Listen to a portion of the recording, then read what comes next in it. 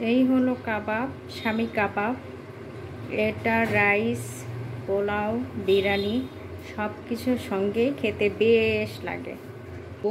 এর জন্য বুটের ডাল আর গরুর গোশ, লবণ, হলুদ, মরিচ, সাদা এলাচ, কালো এলাচ, দারচিনি, বাটা মশলা, পেঁয়াজ সব কিছু দিয়ে সিদ্ধ করে নিয়ে বেটে নিয়েছি।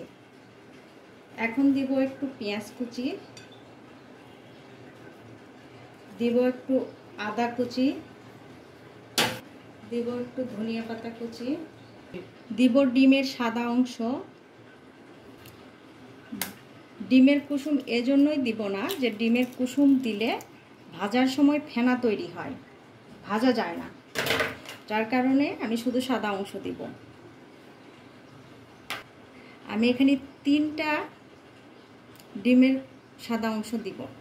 লবণ, হলুদ, মরিচ দিব না, এজন্য যে সব দেওয়া আছে, কিন্তু মাখানোর পরে আমি দেখে নিব লবণ আর মরিচটা। ভালো করে মেখে নিব। মেখে নেওয়ার পর আমি লবণ আর মরিচটা দেখে নেব।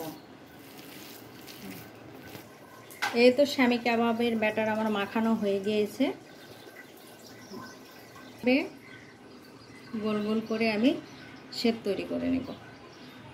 আমি সবগুলো কাবাবই এভাবে তৈরি করে নিয়েছি, আর এইভাবে তৈরি করে কিন্তু আমরা ফ্রোজেন করে রাখতেও পারি। হয়ে গিয়েছে, আমি একটা একটা করে ছেড়ে দেব কাবাবগুলো।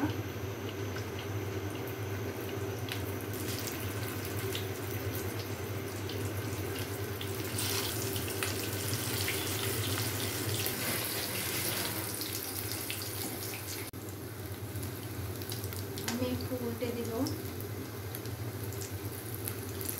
একটু সাবধানে।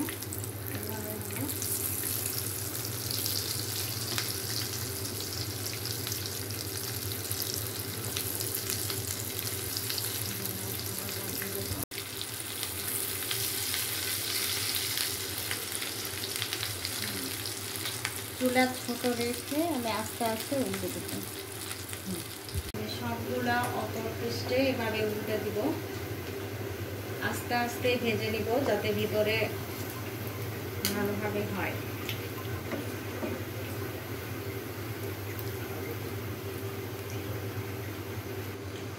পেয়েছে, আমি এখন সব এভাবে উঠে নেব। এই যে